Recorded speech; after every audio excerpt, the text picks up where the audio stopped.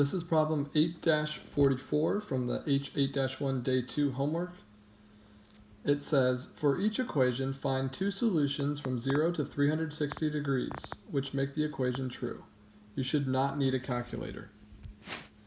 So you can either use your 1, 2, 3, 3, 2, 1 chart. You can go from memory if you remember, or if you want to, you could take it and you could draw out a kind of just a little sketch of a unit circle. You don't need to put in any of the details. I would just do this. There's my x-axis, there's my y-axis, and now when I look at it, I'm doing letter A, which says the sine of theta is equal to 1/2. Well, I know for that one, it is going to be my lower triangles in quadrants 1 and quadrant 2, right? So this is where we have that lower 30, 60, 90 right triangle. Okay, so in that case here, I know that this angle here would have to be my 30-degree angle. And if my reference angle is 30 degrees, then that tells me that this one is going to be 150 degrees. So those are my answers here. Theta equals 30 degrees and 150 degrees. Letter B. The tangent of theta is equal to the square root of 3. Okay, so this might be one where you do need to think back to your 1, 2, 3, 3, 2, 1 chart, if you use that. Right, so I'm not filling out the whole thing. I'm just going to where I think we hopefully remember. Right, so we know that our square root of 3 ends up being down here in that bottom right corner. So we know that that is our pi over 3, or 60-degree angle, and then we know we're talking about tangent over here. So we also need to remember that tangent, right, is positive in quadrants 3 and quadrant 1. So we need our pi over 3 angle from quadrant 1 and quadrant 3.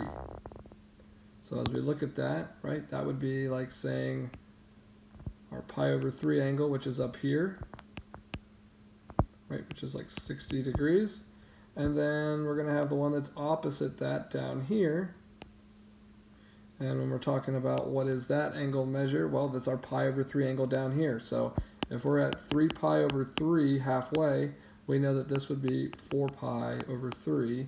Or if we're talking about degrees, which that's actually what we are talking about, 180 degrees, right? So we're going to add 60 degrees to 180 and we get 240 degrees. So our answer here would be theta equals 60 degrees. It also equals 240 degrees. The cosine of theta is equal to radical 3 over 2.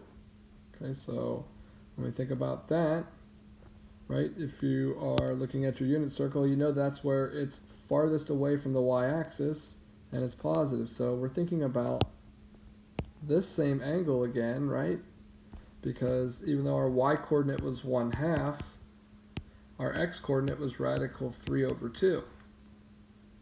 And the only other angle that has this same x-coordinate would be the angle that's down here in quadrant 4.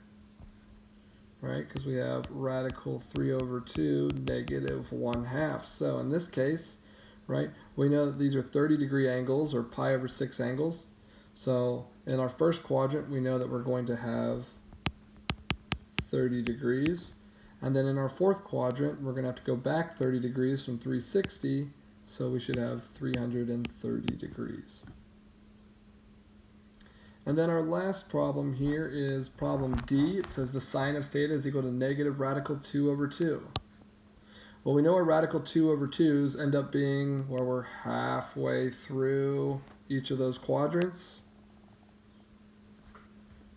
Right, so we want our sine to be negative. So we're thinking about quadrants number 3 and quadrant number 4.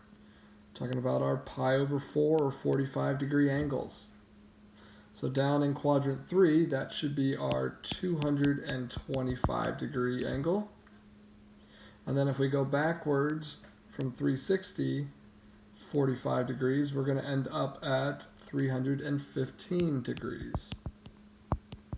Both of those angles have a sine value equal to negative radical 2 over 2. All right, that's it for 8-44. If you have additional questions, please make sure you reach out. Thanks for watching.